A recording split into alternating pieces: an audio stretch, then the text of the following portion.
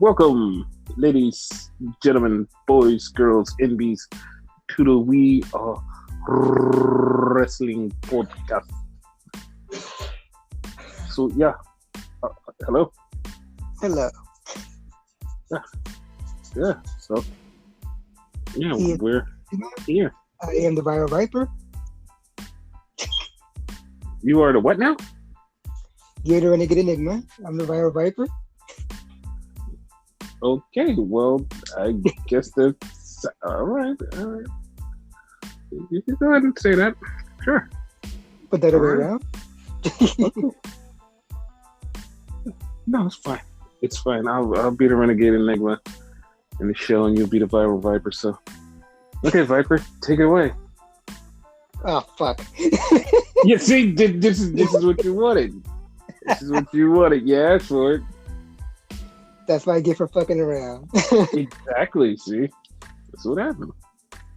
But yeah, I guess start off with a fucking quote unquote big show. Not Paul White, but what the fuck is it? Bash at the Beach or Beach Blast or whatever the fuck. Beach break. Beach Break. Yeah. Let's start off with that, whatever, because I imagine you have a lot to say about this one. So let's just get out the way. Well, it started off with a ladder match between Sammy Guevara and Cody Rhodes, for the TNT Championship. You go ahead. You start off. You give your opinion on this match. Give your opinion on this legendary ladder match. Give your opinion. Go on. That's the thing right there. I've been hearing one or the other. Either a phenomenal match, the best ladder match of all time, yada yada yada. You know the people who do that. And then others are like, oh, this match was horrible, whatever. I'm more in the mind of in between. It wasn't horrible, but for God's sakes, it wasn't the best fucking ladder match of all time. I could name two recently that were better than that. One that was a week before or so? Mm-hmm. Yeah, and that was GCW. They had, what was it, a 6-way ladder match or so? Yes, they did. Yeah. And that one, in my opinion, was way better. Months before that, MLW had a ladder match, whatever. So it's been done better. This wasn't that bad, though. And lo and behold, everybody would think Cody Rhodes would have won that match, but no, it was Sammy Guevara, the new undisputed. And I'm wondering if he's keeping both belts, because it was for both belts. TNT champion, Sammy Guevara. I don't think he is. No? No. You think he's going to have a brand new belt or just one of those? No, just the one. Okay. What are your opinions of this match? Okay, I'm going to start it off with this. Two things can be correct at the same time. Yes. So that's the way I preface this. Mm-hmm. I'm going to put it to you like this, and I'm going to leave everything else on the cutting room floor. Okay. He did a great spot it was unique, and I'm not going to put the qualifier if you only watch television wrestling. It was a match. I'm gonna leave it at that. Like I said, two things can be correct at the same time, and yeah. I do not agree with the former. I agree more with the latter. But like I said, two things can be correct at the same time. I'm not gonna go into this. I'm gonna leave it on the cutting room floor because you know what? I'm not gonna go there. And I know somebody out there is like, I really want to hear your opinion on this match. And I'm just, like I said, I'm going to leave it on the cutting room floor. And that's it. No, you're absolutely right. It could be two answers. It doesn't have to be one. Mm-hmm. But, yeah. What else happened? Oh, you would like me to take over now? Yes, sir. Because I thought you had a lot to say about that particular match, but I guess not. But go ahead. I do have a lot, but like I said, I'm gonna leave it on the cutting room floor because I'm tired of doing this thing every week. I'm tired of doing a thing every week. I'm tired of telling you you're not looking at something spectacular that has never been done before, something groundbreaking and game-changing. You're not doing that. You're just watching it for the first time with your eyes on television. I'm not going to go any further than that. Like I said, I'm leaving the negativity for that on the cutting room floor. I don't really give a shit about what everybody thinks about it because you know what? Everybody has opinions are like assholes. Everyone has one. Yes. But like I said, two things can be correct at the same time. So I'm just going to leave everything that I have to say on the cutting room floor. That's it. Okay. And I'm just going to move on. I'm going to move on. Okay. We had the funniest thing happen. And it was funny for multiple reasons because it literally was AEW's way of kicking us right in the fucking dicks and saying, y'all thought it wasn't no beach in Cleveland. I was like, you know what? Fuck you, because they found the beach in Cleveland. Yeah. They found the beach. And it was like, okay, cool. Like, they found the beach. But the thing that fucked me up that made me fucking laugh about this was they had Tony Schiavone out there in regular clothes, bundled up, fucking just cold as shit. Then you had Ricky Starks in a fucking snowsuit, just right there. Then you had Will Hobbs in a fucking fur coat, no shirt on, and overalls. And you're like, this man looks so fucking cool, but also it's so fucking cold because you see snow on the ground. Everybody else is fucking shivering. He's like, nah, I'm just built differently. Freezing. It's like, what the fuck? Yeah. He looks cool as hell. I'm not even gonna lie. He looks cool as hell. But it's like, man, you alright? Like, I don't care how much you pay me. I ain't doing that shit. Yeah. And so Ricky Starks goes, he wants to face Jay Lethal for the FTW title. Whatever. And Hobbs calls out Dante Martin. It's like, okay, cool. The funny thing about that is, like, earlier in the show, like, not earlier in the show, but earlier on social media, like, just randomly out of the fucking blue, Darius Martin tweets, like, a little, like, 20-second video clip, and they're like, what does that have to do? And, like, that, like, those two things ran together in my mind, because it was like, wait, why would he do that? What made Darius tweet that? And it's like, oh, Hobbs is challenged his brother. Maybe he might show up sometime soon. I'm like, okay, cool. That's a thing. Hopefully, because where the fuck is he at? Right. So then we had Wardlow show up and beat two guys' ass, beat the living fuck out of each other, powerbomb the fuck out of them. And I was like, he should powerbomb that dude into that dude. And he did. He fucking did. And everybody was cheering him. Through the other guy. Yeah. Everybody was cheering him because he was in Cleveland, which is his hometown. It was like, oh shit, that's actually fucking dope. And he came off like a huge fucking star. He had people in the crowd wearing Wardlow shirts, Wardlow signs. It was a huge star, and it's like, yeah, that turn is coming sooner than later. Yep. So then we had the 6-man tag match with Jericho, LAX versus 2.0 and Daniel Garcia. LAX came out and was like, nah, fuck Jericho. Just pushed him to the side. Didn't even tag him the fuck in. But Jericho hit one of the 2.0 guys with the Judas effect. And LAX got the pin. And Jericho was like, see, You needed my help. And they're like, dude, we don't give a fuck about you. Like, you're hurting our tag team championship thing. And like, we've been saying it for months. They just need to break up, and they look like they're closer to a breakup. I'm alright with that. I'm 100% alright with it. Like, they should never been with him since the beginning. You know what I mean? Like, they don't like. I don't know how this is gonna come across, but like, they don't fit that group. I never wanted them in that group to begin with, but they got there. People fell in love with them, and they just stuck. And I'm like, I don't give a shit. Who cares? Yeah. So then, but here's a question before you move on, though, right? So one's gonna turn on the other and whatever, right? Which one is gonna do it, and which one's gonna heel, which one's the face? I know that's not a big thing in AEW, but you know.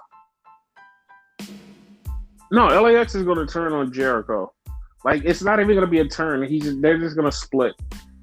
Because I don't see it being a full turn. I just see them just leaving, just like, we want nothing to do with you and the rest of this. And Eddie Kingston's going to come back, and you're going to have the Eddie and the Jericho thing.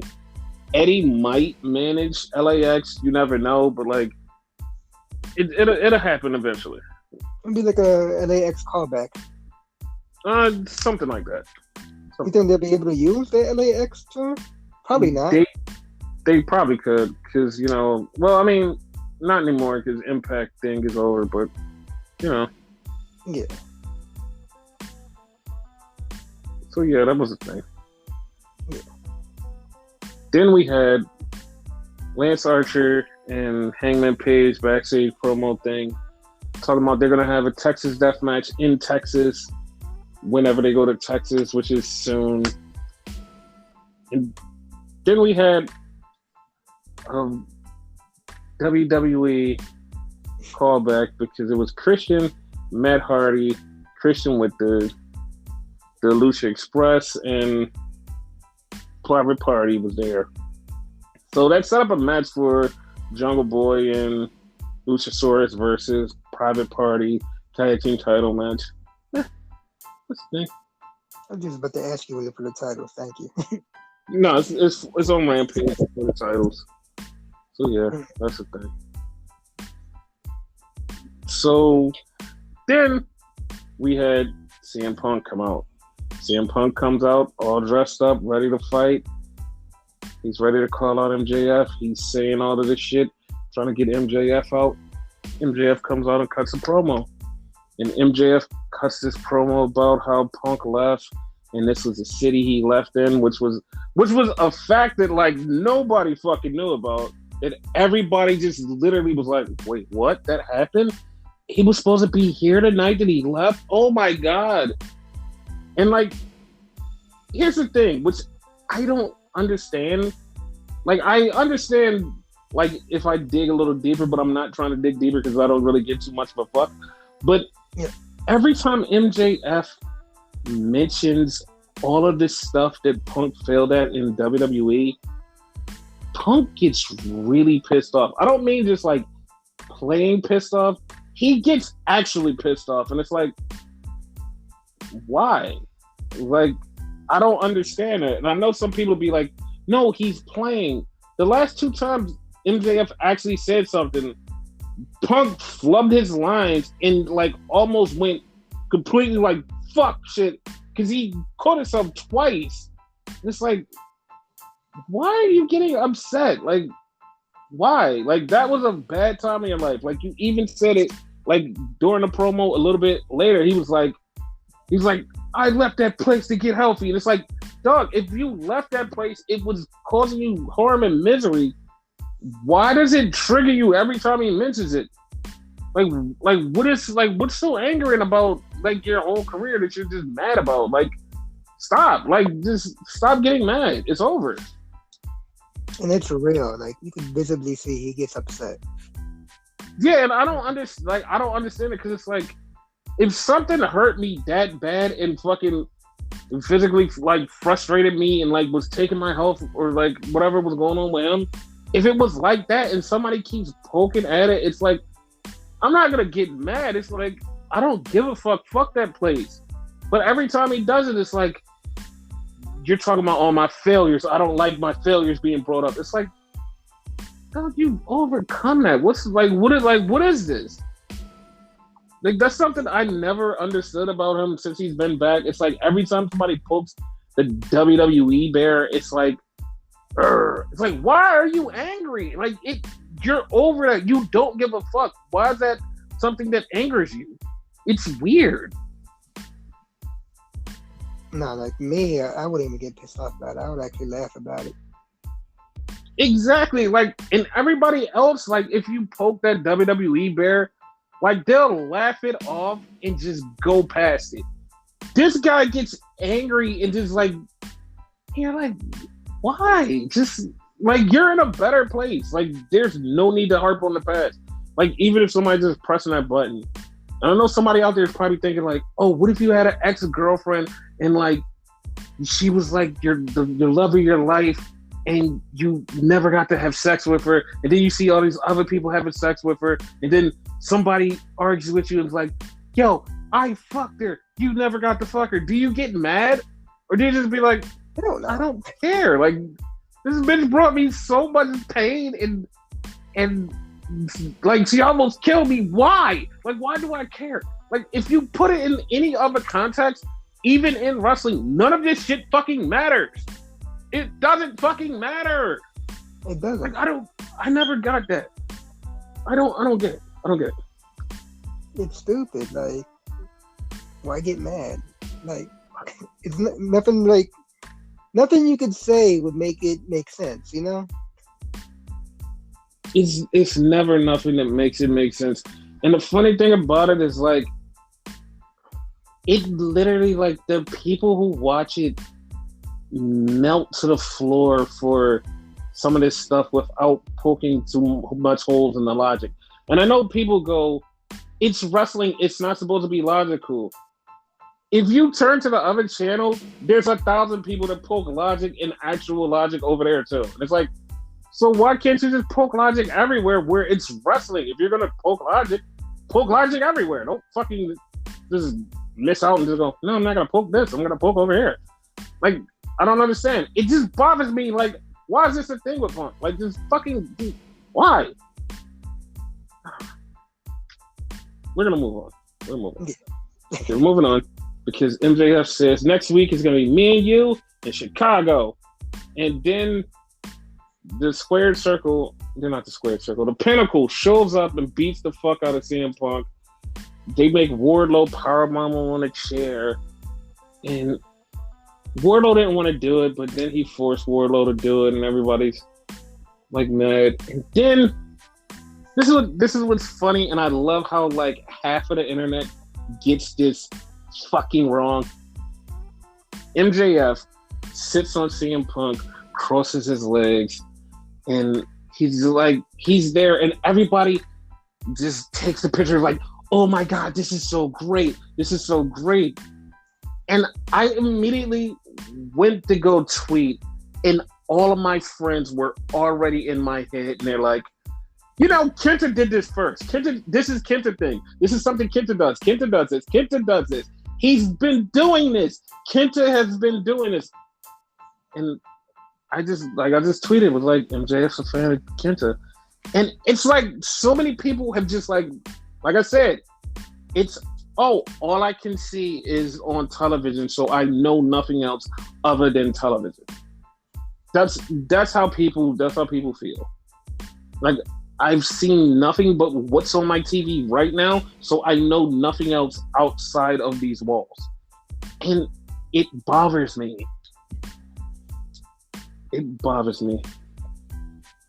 Just the part I mean, I don't see it like, I'm kind of like on that side where like it's not on my television, so I don't see it, but I know about it. You know, man. Like, you can see it on Twitter if you're a wrestling fan and shit like that. You know, Kenta did it first. Yeah, but it bothers me because like when people say that, they're like, "Oh my god, I've never seen this," and it's like, why are you like this? Like, and like I said, it's probably just because we've never seen anything on TV. and this is like all we get to see, and that's what we judge everything off of. And it's like, okay, I try to give you guys a benefit of the doubt, but sometimes my wrestling bias is like, what the fuck is wrong with you people? Yeah. But also, moving on, we had Anthony Bowens challenge Jon Moxley, and it was really funny because, like, at first him saying he's challenging Moxley, you're like, oh, what the fuck? Who cares? Like, it's just you challenging Moxley. Then he reminds us that Moxley beat the living shit out of him because the other one made a rap while they were coming down for a tag team match. He got his ass beat. He didn't even say nothing out of his mouth. He got his ass beat for no fucking reason. So he's like, okay, all right, I'll give him that. Then after a match, one time Moxley got mad and just fucking DDT'd him again. And it's like, dude, he keeps getting his ass whooped for no reason. He should have this match. So, yeah, he challenged him to the match. I disagree. Why? I disagree 100%, right? Why? One, like you and I guess him says, for no reason, right? Mm-hmm. There's a reason. What's that reason is Max Caster. He needs to whip Max Caster's ass. That's true. That's true. Turn on that motherfucker's ass and whip his ass. The match should not be hit like Anthony Bowens versus Jon Moxley. It should be Anthony Bowens versus Max Caster. Whoop that motherfucker's ass. Yes. So then we move on to something that's funny. And it's funny because, so, like I said before, AEW is WWE, like, split into two halves. And they did split something into two halves that, like, coincides with a storyline. They had a backstage thing with Julia Hart walking around with the eye patch falling in the shit, walking into the men's locker room, walking into the elevator. Like, it was funny as hell. It was funny as hell. It was stuff that you, like, should show on television, but they don't want to be WWE, so they keep it on social media instead of on television, like I've been saying before. Yeah. And she's backstage with Griff Garrison. Mark Sterling comes up and is like, yo, Julia, we want to challenge you for the TBS title. And Griff's like, dude, I don't think you should do that. And she's like, no, I'm grown. I know what I'm doing. I'm going to sign. And she signs. It's like, dude, you can't see. And the funny part is, like, if you watch it closely, she takes the pen and starts writing in the air. Like, she's like, the pen is here. She just starts writing. And Mark just puts it right in front of her. Like, no, you're going to sign this. Because she just starts writing. She's like, yeah, I'm going to sign this. Like, he's like, no, here's a paper. And she signs it like, oh, this is actually funny. I noticed that too. She's going to get fucked up in that match, though. Yes, she is. So, okay. This is what's really funny. This next match was really funny to me because I saw and heard from a different section of the wrestling sphere, which is like not so much of a different wrestling sphere, but like the older male fans, that the saltine variety of male fans, the older saltine variety of male fans immediately said this match was garbage. It was so bad. This Layla Hirsch versus Red Velvet match was horrible. I can't believe they even tried this match. This match sucked. I don't know why it was there. And the older saltine male fans were just like really down on this match and said it was garbage. Now, here's the funny part. Like I've been saying, two things can be correct at the same time, but that wasn't one of the correct things. Because the fan base that I'm around was immediately like, oh my God, I didn't know Red Velvet was this good. Oh my God, Layla Hirsch is kind of awesome. This match kind of slapped. And I'm like, oh, so yeah, it like, I'm not saying that there was spots in this match that was like kind of not good, but also there was parts in this match where you're like, oh, okay, they can go. Yeah. And it was like, the dichotomy of the two people, just like the two sets of wrestling fans going, "Oh, it was garbage," and the other set going, "I actually enjoyed this," and it's like, huh. Like I have words, but I'll just leave them on the cutting room floor. But it's like, huh. So Layla Hirsch gets the win after she beats the shit out of like Red Velvet, and Chris Statlander comes down and does Renegade's favorite thing. She runs off Layla Hirsch, and Layla Hirsch gets outside, and Chris Statlander jumps outside after her and runs after her. It's like, okay, that's actually fun. Yo, is that only like an AEW thing? Because like that's been what, twice that's happened, and it's been an AEW thing. No, it's like it's happened in other places. Okay. Like it's happened in other places. Like it happened in like New Japan. It happens in like other indie places. But a lot of people just like once you do that, like the person will run. Sometimes like I've seen somebody actually run and get chased, and then they jump over the railing and like run into the crowd where the other person doesn't run after them. But like it's happened before. It's not like that crazy of a deal. Oh, okay. Cause like I'm used to like them staying in the ring. Yeah, no. That's like have been like a kind of American trope like lately. Yeah. So then we get the Kings of the Black Thrones challenging Pac and Pentagon. I really thought it would have been they would have challenged Pac and Phoenix, but you know Phoenix is still out with an injury.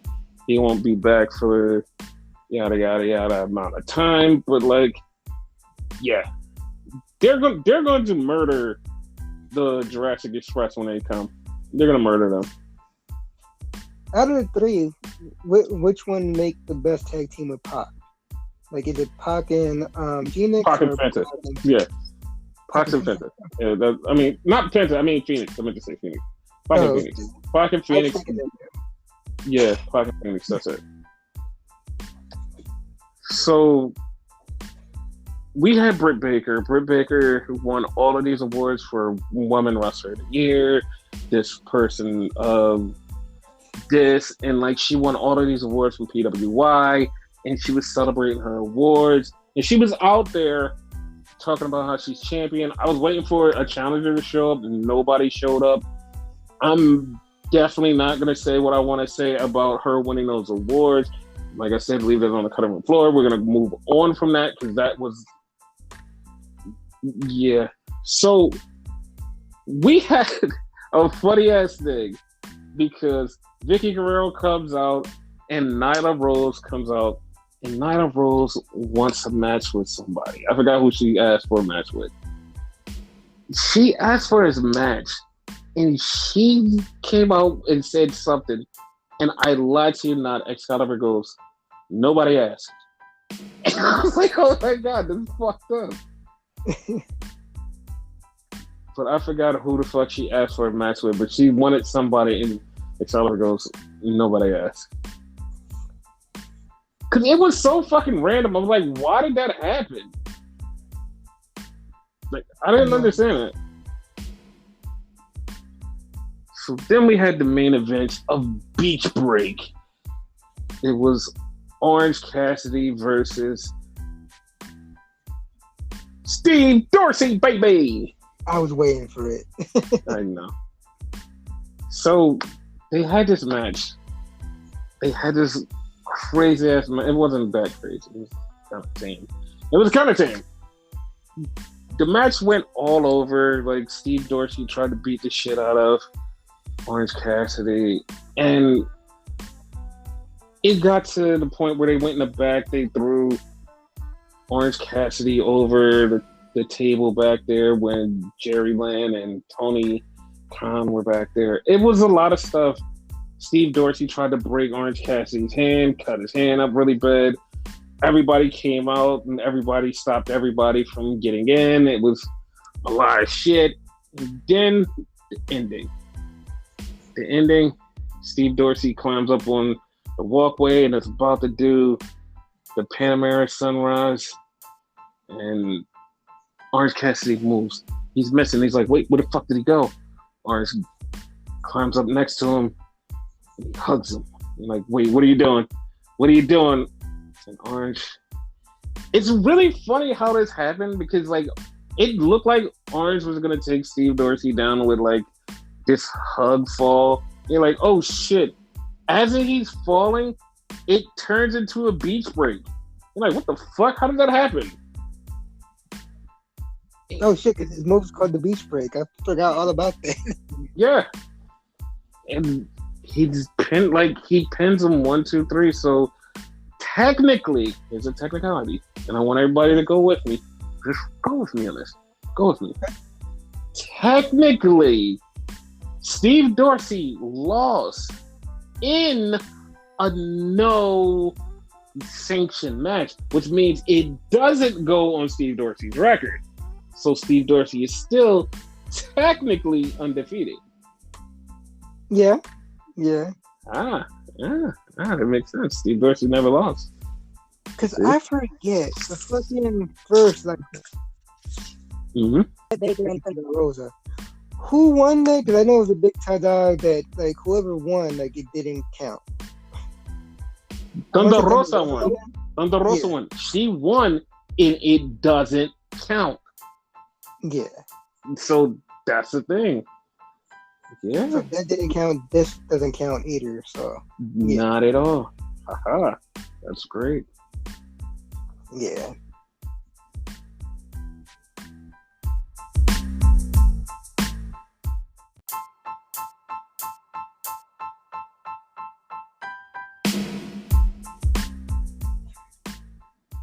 So yeah, that was beach break. That's how it ended, with a beach break. They broke the beach that we didn't know existed. Yeah. Funny note. Uh-huh. Like, I was saying that Gargano might show up. There were other people saying Gargano might show up. Even last week, I said don't be surprised because they were in Cleveland if Gargano shows up. That's the thing that I actually forgot was timing. I forgot timing because the baby is supposed to be born in the beginning of February. Me forgetting what time is because January has been such a long and short month that I didn't realize that, oh shit, we're right at baby pop time. Like, he's not going to show up at a wrestling company and the baby pops out right away. Oh my God, that's not true because look at what happened with Kyle O'Reilly because his wife just had a baby and he just showed up 3 weeks ago. But Johnny is more like he really wants to be home and see baby born. So that's the thing. Depends on the person. Like, yeah, he wants to be at home. Yeah, and also, like, I feel like, yeah, he might want to go there, and what if he doesn't want to go there? Like, because a couple of things he said kind of seems like, yeah, I'm not set in stone with making my AEW debut. Because it was something they said about how he wasn't quite sure on if he made up his mind what to do and where to go. And, like, I know people are like, thinking about it. Yeah, and I know people are like, well, he can't go back to WWE. They fired him. That's not true. His contract expired. He never was done with WWE. So you don't know what can happen. And I'm not saying he's going back to WWE. I'm more thinking he's going to AEW. But as of right now, it's wait until baby's born, and then we'll see what happens. But that's until baby's born. For all we know, he probably wind up in fucking, like, Impact or GCW or something. Like, something random. Yeah, probably. So, on to Monday Night Raw. And we started off with the weigh-in. Bob Lash comes out with just his tracksuit on so he could take it off so he could get weighed. Then Brock Lesnar comes out with regular clothes on and walks in the ring, looks at Corey Graves, and Corey Graves says, "That's what you're wearing to the weigh-in?" Brock looks at him and goes, What do you want me to get naked, Corey? Like the weigh-ins is supposed to be you with less clothes as possible. So he had more clothes as possible because he had a fucking cowboy hat on. Yeah. The surprising thing to me was like there was no physical violence between either one of them. And like it was over in like 5 minutes. It was like, what the fuck? How? Like it's over so quickly. Like nothing behind it, and it's over. It was like, what the fuck? Like how did that happen? Like that was. Is it on the contract yet? Because probably something stipulated in the contract that normally happens. Probably, but like they didn't show the contract signing, so it was like, yeah. Okay. So then we had Bianca Belair versus Zelina Vega, or Queen Zelina Vega, for no reason other than just to set up them going to the fucking Royal Rumble. Nothing much there. Of course, Bianca beat Zelina. Wasn't too much to it. Yeah, who cares? Yeah. We had Kevin Owens talking to Scott, saying, yo, me versus Damien Priest, U.S. title match coming up soon. So Damien Priest comes to the ring. They get ready for the match. And, like, at this point, I'm like, it's definitely Damien's going to beat Kevin, right? Damien's definitely beating Kevin. Well, that's not true because Kevin won by disqualification. And I'm getting really sick of this Damien inside thing. Dude, this gotta stop. It's so stupid now. It's like, now he just loses his cool and beats the shit out of somebody. It's gonna go to a match where if you get mad and beat up the person, you're gonna lose your title. That's what's gonna happen. Of course. Like, you can see that shit a mile away. And it's so fucking dumb, dude. Like, do better. Also, he wasn't this before, so like I don't get it. Like if he was like this in the beginning, it would make more sense, you know? Yeah, and it's like they changed up his gimmick for what? And it's like this is one of them dumb WWE things. Like, who cares? So then Sonya Deville says, yo, we're gonna punish you somehow. I'm like, I know exactly how this is going. And it's gonna probably be next week after the Rumble, but whatever, who cares? So then we get a 6-woman tag match. Rhea Ripley, Liv Morgan, Dana Brooks, Nikki Ash versus Nikki Ash, Carmella, and Tamina. And Rhea and them get the win, but of course Nikki attacks Rhea afterwards. So it's like, what? Why? She's a superhero. She does super things. No, she's an anti-hero. That's what she is. Basically. Because, yeah, this is like so fucking... Like, it's so weird that she's just like a bad guy now. It doesn't make sense to me. No, it doesn't.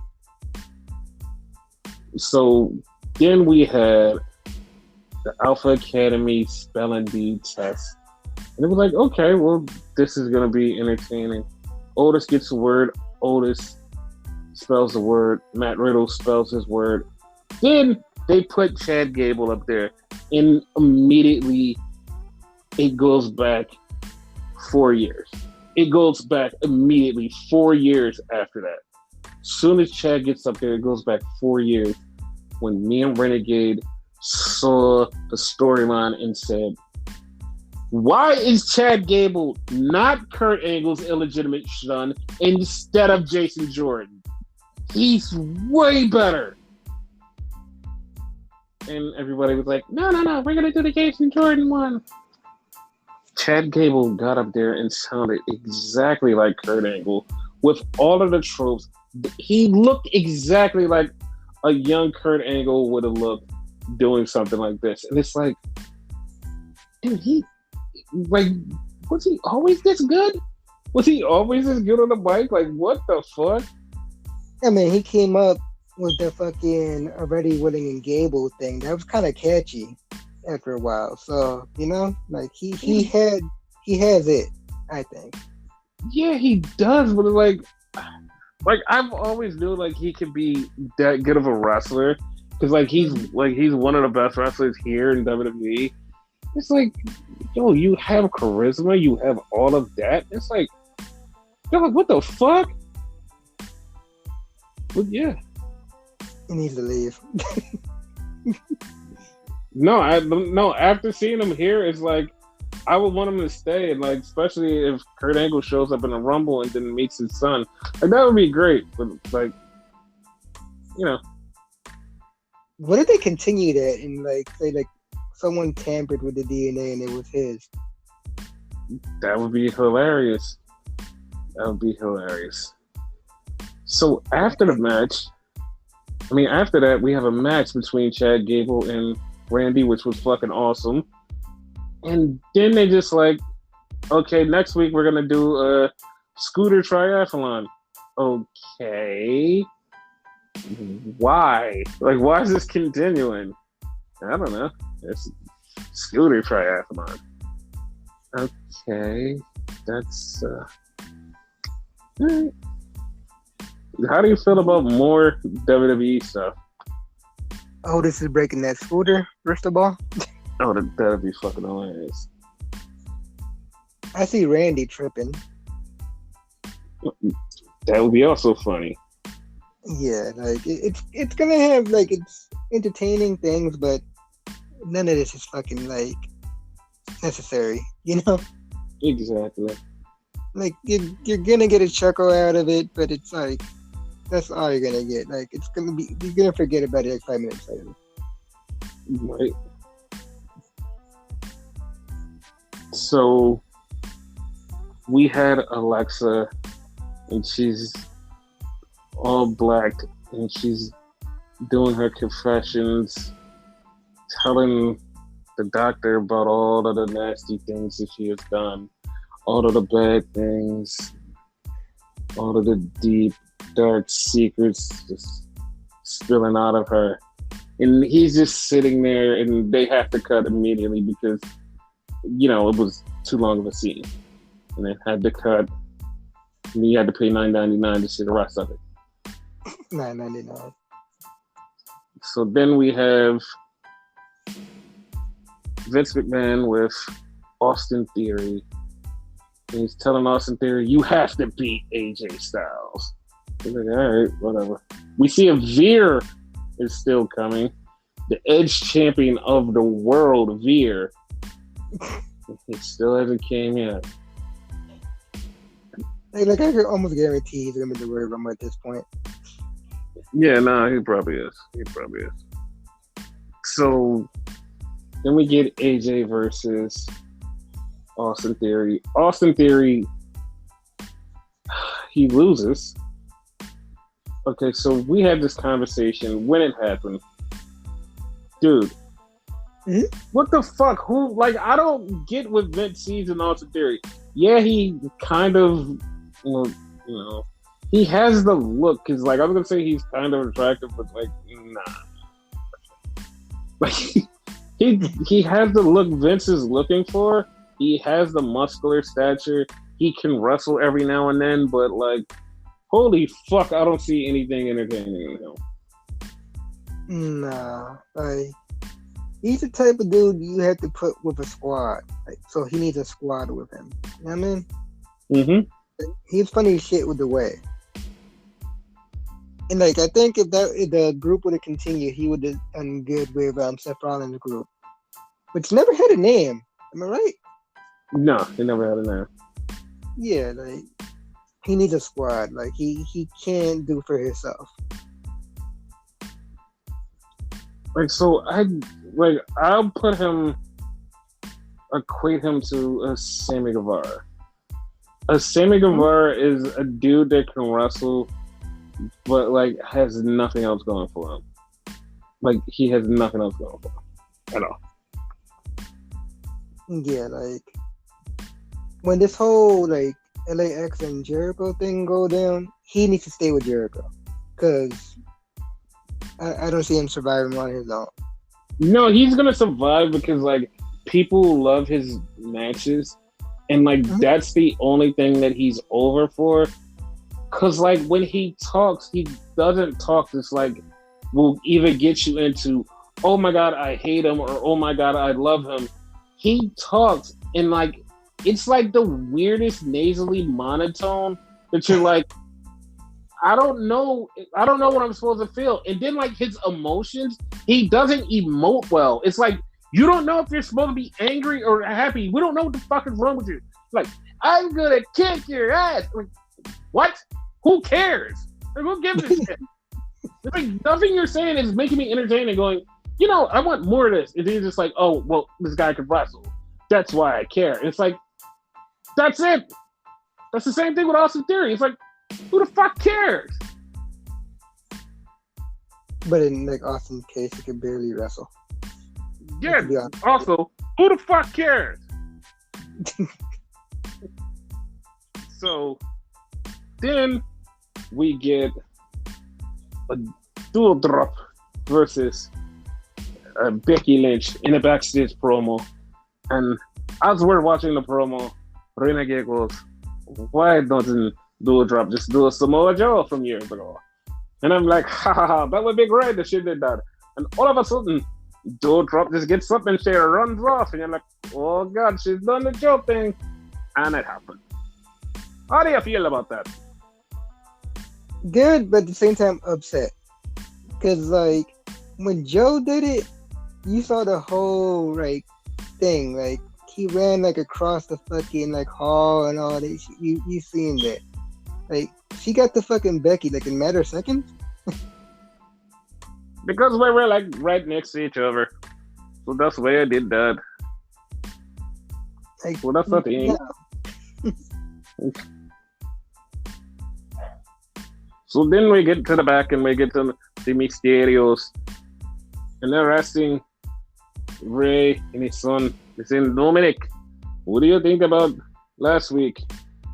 And Dominic says, you know what? It happens. And Ray says, well, at least you won't throw me out when it comes time to throw me out. Dominic laughs and says, like, Dom? Wait, you're going to throw me out? Dom? I don't know why I just did a medical solid. I don't know. Don't ask. Don't ask. Wow. I don't know why. So then we had a match. I don't know why the fuck we had a match. Like, Royal Rumble's coming up, but who the fuck put this match together? It's the Street Profits versus the Mysterios. It's like, why? Like, they don't even have beef with each other. Like, neither one of them never contender to the tag team title, to my knowledge. Exactly. So why was this match there? Royal Rumble, I guess. Dude, like, okay. So what happened later should be like a thing. Like, once again, Montez Ford is proving why him and Dante Martin should have a blood feud for the rest of their lives. Yeah. Because Montez Ford did a Superman jump over the top rope. And it's like, okay, like, that is insane. And then the Mysterios won. Then everybody started throwing each other out. The Dirty Dogs showed up out of nowhere and threw everybody out. And then they threw them out. And it was like, okay, what the fuck? Who cares? So... for a minute there, I didn't recognize Dolph. That's funny because, like, there was a backstage thing. Here's how fucking crazy WWE is. There was a backstage thing that, like, nobody's seen unless you were on social media. Backstage thing, the Dirty Dogs, they're there, and all of a sudden LA Knight comes up, and Dolph says something disrespectful to LA Knight and calls him a kid, and then right behind him, Roderick Strong walks by Dolph, and he's like, what are you looking at? And it's like, why even tease this if none of this is like going to show up on the television show? I was like, yeah, that was like so stupid. So, like, well, isn't Roderick a heel and like they Knight a face? I actually think they're both faces. And we're going to get into why they're both faces in a minute. But I think they're both faces. So then we had Seth Rollins, like, not in this interview, but he was talking about how, like, they blah, blah, blah, yada, yada, yada, whatever. Like, he was so cool about the whole him and Roman beef. And, like, he said he's going to beat Roman because he knows he can beat Roman. So that spins off into the Sports Illustrated issue where they interviewed Seth and it was like, why did you say Moxie's name? And Seth was like, he helped create this. Like, he's like, he's our brother. Why would we not give him the, like, respect? Like, we're not just going to erase his history. He's like, we're going to talk about him. And it's like, he actually, like, admitted it into the Sports Illustrated thing. And then it got followed up by Roman's comments saying the same thing. It was like, no, like, Moxley is our brother and we're going to talk about him. He exists. He was there from the beginning. And they asked the question to both of them, why did you call him Mox instead of Dean Ambrose? And they said, because his name is Mox. And that's why we called him that. Like, family. Familia. Speaking of family, we get the fucking Miz Maurice birthday party. They have all of these things. And then they have a big box and everybody's like, Edge and Beth are in the box. They're in the box. Miz goes, what's in the box? Maurice goes, I didn't bring the box. Did you bring the box? I didn't bring the box. They bust open the box and it's the brick from last week all speckled up in diamonds. That's fun. The funny part, they both said, like, there's going to be a box, but, like, it wasn't going to be Edge or Beth. Yeah. And then, of course, you know, this is war because Beth and Edge come out and beat up all of the security. And the Tate twins, which, if you don't know who they are, the boys, Dalton Castle's boys, got beat to shit. I'm sorry, boys. I know you guys listen. But they got beat to living shit by Edge and Beth. And, okay, this pissed me off. This is the part that pissed me off because stupid internet people. So, also, this is another thing that pissed me off. Everybody did a bunch of spears, which is Edge and Beth. They did the heart attack, totally missed it because cameramen, fucking idiots, have no idea how to do camera work. Yep. And then they did the 3D. And somebody goes, oh my God, that means because they're trying to bring Bully Ray back. That's why they did the 3D. They show him that he can come back. They've been doing that since day one. And if you have been watching the fucking Usos, the Usos did it like 4 times. It's so incinerating that these people are so idiotic. Fucking kids. That's their new move. They actually went the extra mile, renamed it the D1. So yes. And like Edge and Beth were doing it because they just was like, you're attacking. And like, it wasn't nothing behind it. Like, oh, it's because Bully Ray's coming back to WWE because he said some bad things about AEW. And it's like, are you that idiotic? Are you that stuck inside of your little stupid ass wrestling bubble that you can't think of anything else other than anything? You guys are idiots. That's all. Like, seriously, like, at this point, I don't think no one wants Bully Ray right now. Could be wrong, but I don't think so. I definitely don't think that no one wants Bully Ray, so yeah. So then we had NXT. And it started off with a cold open because it started off with MSK talking about the trophy. And they were right there in the entrance with the trophy, talking loud about how they're going to win the trophy. And then their music hits and they come to the ring. And they're facing Jacket Time.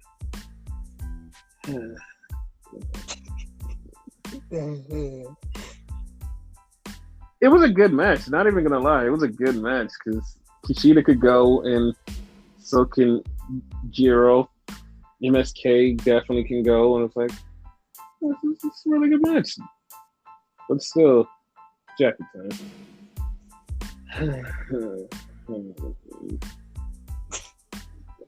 I'm definitely leaving all my thoughts on that on the cutting room floor. That's so MSK did win. They moved on, and we had Zoe Starks trying to make friends with Io Shirai, and Tiffany Stratton comes up, and she says something. I don't want to be friends with either of you. You guys both suck. I'm gonna tell Daddy that you suck. And Io says, I'll fix you later. Okay. Alright, whatever. I don't like so, me neither. So then we get back to the ring, and we see the best dressed man in WWE, Santos Escobar, with Legado del Fantasma. Come down to the ring. And they're basically just coming down to the ring just to tell everybody what's going on. We cut to the back and we see Trick and Mello bring out Ali J. And at that immediate moment, once she stepped out, the whole entire internet forgot what the hell was on television and all went to NXT and said, huh? That's all they said. It was fine. Like, I don't think their brains could not comprehend anything else other than, huh? That was it. I think I actually said that to you. Yeah. Like, nobody else said a word. So, we get back in the ring and Santos is calling out Bron Breakker. And Bron comes out and they're talking. And Santos acknowledges that Bron's daddy and his uncle are in the business and that he's a second generation star too. So they set up the title match for New Year's Evil. Raul and other guy get beat up. I forgot his name. Don't judge me. He got beat up by Bron and got sent packing. Like, okay, cool. He's the second best one out of that crew now. True. Yes. So then we get Solo Sikoa. He had on his paint, and he looked like Umaga. This was so funny how the stupid internet goes, you're not Umaga. Not even cool. I'm like, that's his fucking nephew, you dipshits. Internet is so stupid. Like, he had like him, for real. Oh no, definitely with that paint, he definitely looked just like him. Mm-hmm. Like, it was like a total ripoff. Like, that DNA is just like, you could just mix and match whose kids they are. Like, god damn, dude. Like, if you didn't know better, you would swear that's Umaga's son. Mm-hmm. Those that don't know, that's actually Rikishi's son. But yeah. Yep. And they had a false count anywhere. Anything goes match. It was a match. I'm not gonna say it was like a good match. It was a match. The coolest spot was the splash from the top rope to the outside through a table.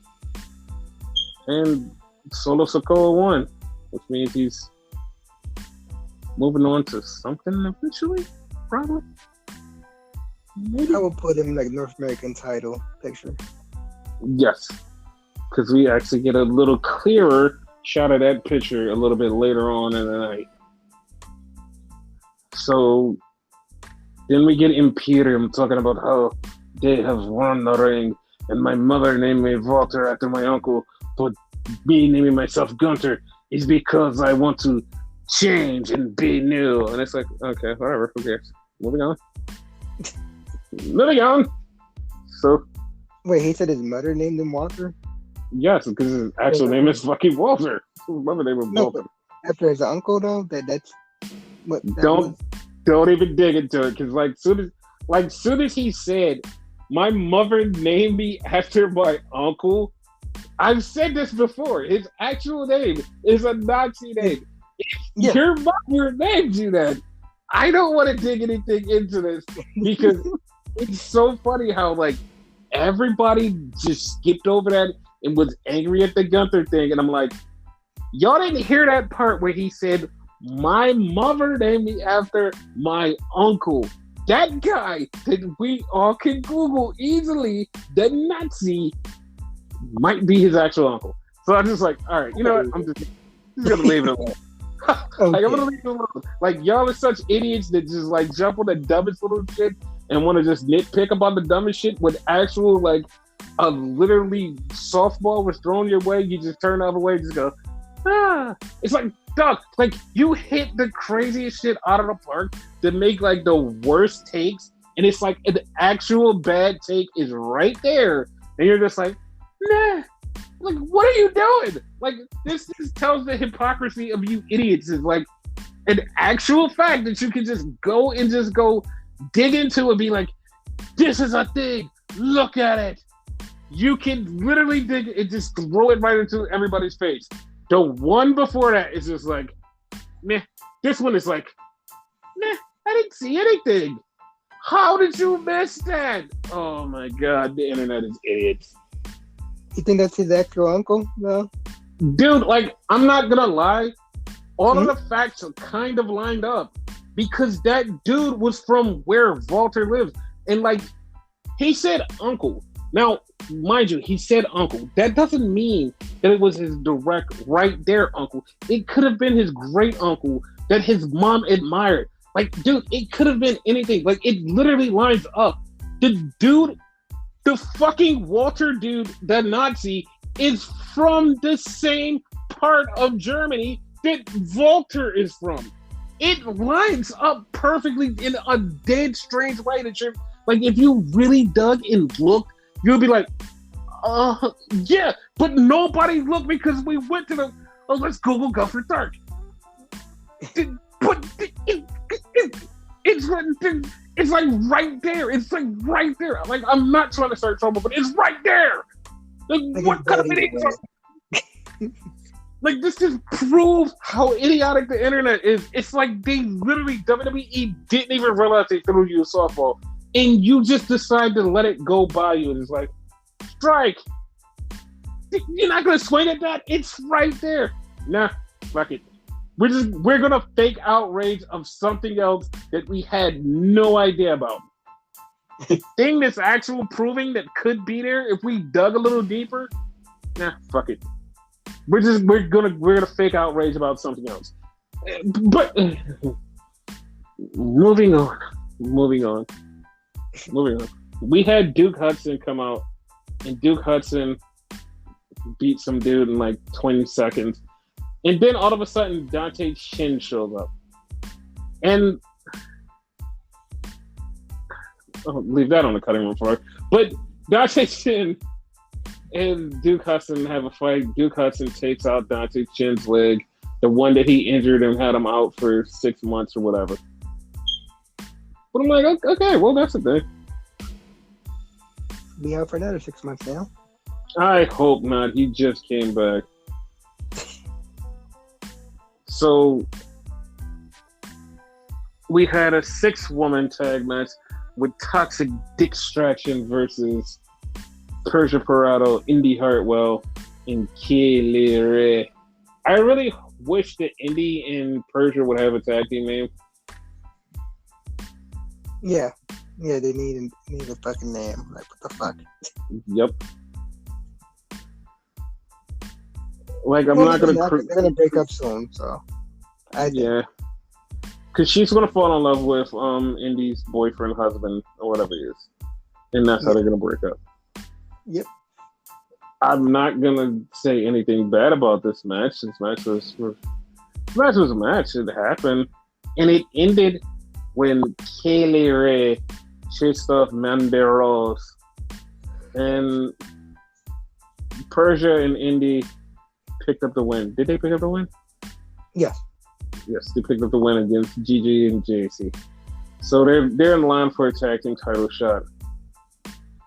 So remember they did because like the ending like Indy like showed Persia her ring and like she kissed it. I found that kind of weird, but now after you said like she'll probably go after Dexter, now it makes kind of sense now. Yes. And okay, I'm gonna say this and like I'm gonna say this. I'm not gonna go too far. Leave this into the cutting room floor. But I'm just gonna leave it at this. You guys thirst over Redacted, but Blank and Blank are a gazillion times better than Redacted. So yeah. And I know you're like, wait, is this Redacted that you're not supposed to talk about? No, this is Redacted because I'm not going to get too deep into this situation. And I'm going to move on. I'm moving on. Yes, sir. Okay. So we get a Legado del Fantasma thing in the back. And it's really funny because, like, if you didn't pay attention to anything that Bron Breakker had said previous and like which you kind of like glaze over, you wouldn't understand what was about to happen in this promo. Because Michaela was asking Legado, what are you going to do about Bron Breakker? Blah, blah, blah, blah, blah. And they're talking, and it comes to Santos. And Santos is like, Bron says he's the first to leave. I'm the first to get here and the last to leave. I guess we might stay around a while. And like, if you didn't pay attention, Bron Breakker said that he's first one there, last one to leave, because he was saying basically how cool he is and like he's the wrestler. I'm like, yeah, that's the thing. So that's the thing. So then we get Egypt Shinofe, Malik Blade doing their thing, talking about how cool they are, and Idris falls right into the trap and goes right for Redacted, but then he fixes it by saying, Blank and Blank are also good. And I was like, yeah, see, you get it, but like leave Redacted out of this. Well, he kind of like gave the other guy Redacted, and then he kept Redacted. So. Yeah, I'm glad that he understood the error of his ways and fixed it. Good for him. Good man. It totally reminded us, like me, of us. That's something one of us would do to the other. Yes, that is actually true. So then we had my favorite part, because this opened up a lot of eyes, including mine, to like something that I already knew, but like proven to a bigger fact. So we got Raquel Gonzalez in the back, and she's working out. And Cora J comes up to her and is like, listen, I want to be your tag team partner because I want to win these tag titles. And like, Raquel she's not going for it. So Cora like just has this whole spiel about how she's going to like be a partner. And she's like, listen, I can lift this weight. And she goes to lift the weight and she like realizes she can't lift it. So she like puts it up like, all right, listen, but still. And it's like, dude, like it was so funny. And like, if you look at her, she has so much emotion and range in her face. And it's like, dude, she has it. Like, she's a star power. Not just because she's a friend of the show. It's like she has something that's like, oh, she has something. Like, she has fucking something. She's going to be great. It's that emotion, like, that a lot of people lack nowadays. Yes, and she has it. It's like, damn, like that was fucking perfect. So they wound up two off the top of my head that be on TV like constantly don't have it. I'm not gonna name them. You probably know who I'm talking about, but yeah, they have no emotion. This one needs to be on TV more. Yes. So Cora actually challenges Raquel to a match next week, and if they win, well, if Cora wins, they're going to be a tag team, which I think Cora is going to win. So then we get a match between the grizzled young vets and Chase U, which is Andre Chase, and his tag partner Brody. What is it? Brody James? No, it's Brody Haywood. Bodie Haywood, not Brody. I don't know if I said Brody. Okay. And Bodie Haywood is so fucking over. Like, everybody loved this guy so hard. Like, they would cheer for him the whole time. Everybody was going off. And he fucking gets pinned by the Grizzly Gun Vets. But everybody wanted Brody to do something. And he lost. It's like, oh, shit. What do you know? You almost get killed by some bald guy and, like, you get over. Yes, but then you get Bland Wagner coming in with his new manager, Robert Stone. And it's like, okay, well, we get Grayson Waller and his new insurance policy.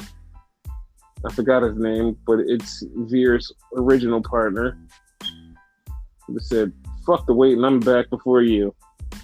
Oh, man. That's some shit. Mm-hmm. Didn't we get in a not so bad match, Tiffany Stratton versus Io Shirai? And it was amazing because, like, I thought Tiffany Stratton would, like, be, like, totally bad. But this was, like, it wasn't that bad. Yeah, she's alright. Mm-hmm. So, okay. We had the Creed brothers and Roderick Strong cut a promo challenging Walter and Imperium. And I love Roderick Strong to death. He's a friend of the show. I love him to death, but man, he lacks some emotion sometimes. Like sometimes I want to like correct you on that. Like you said, this was a promo. This was two separate promos. Because Creed Brothers like had a pretty nice promo. Mm-hmm. Fucking Roderick, and he's been at this for years. You would think he would know how to pull up a fucking promo by now. Can't do it for some reason. Yeah, he was. Yeah. So then we had an Ali J promo. I mean, not promo, concert. And it was very funny that we had this concert because we had this concert and, like, everybody something to pick up fluids because everybody exploded from this. And I'm like, that's a thing. And she honestly was the most searched woman in 24 hours.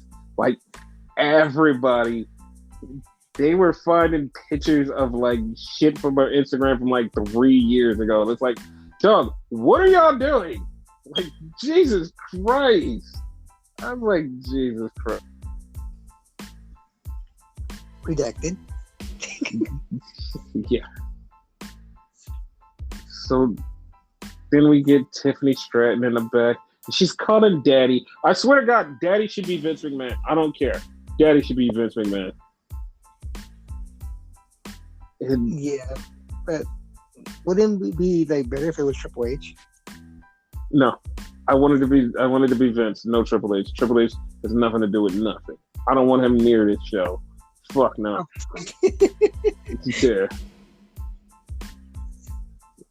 So Wendy Chu interrupts her because, like, she's woke and she said something. I forget what she says, but it was fucking hilarious. You woke me up. I think she did say that. Yeah, I don't know if she actually said that, but it makes sense.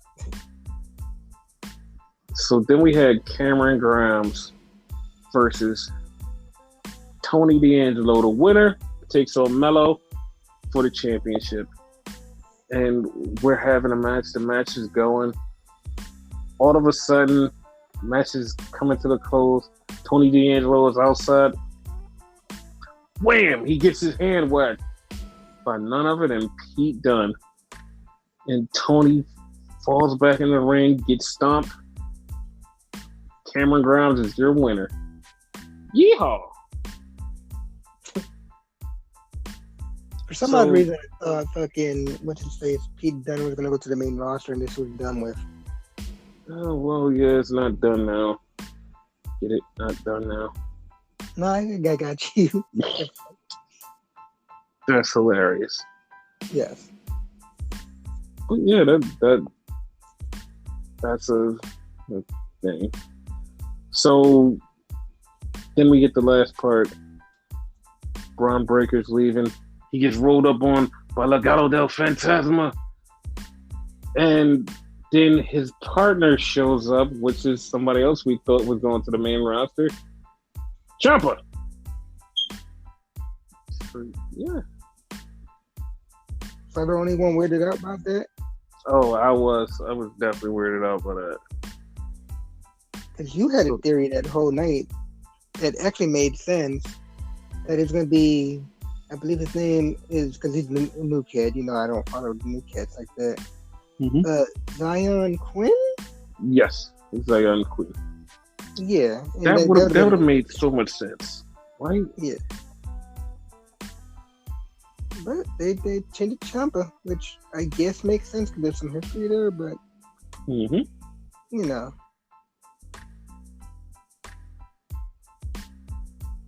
So yeah, that was the thing. So any news? No news on my side. Anything on yours? Jesus. Some news,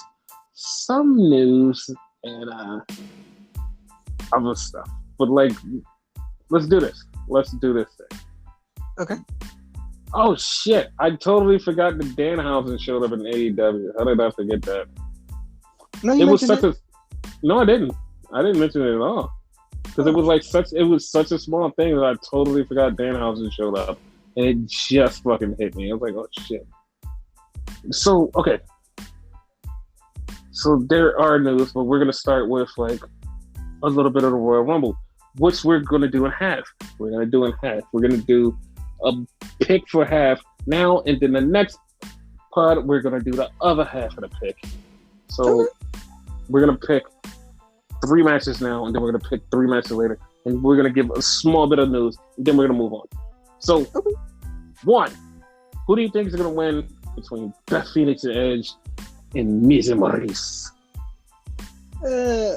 Oddly enough, I think it's going to be Miz and Maurice because last time they teamed up, they lost. So they need a win. Yeah, I was thinking that too. So that seems right. Yeah. Okay. Becky Lynch and Doudrop, who do you think is going to win? Becky. Like, no contest. Same.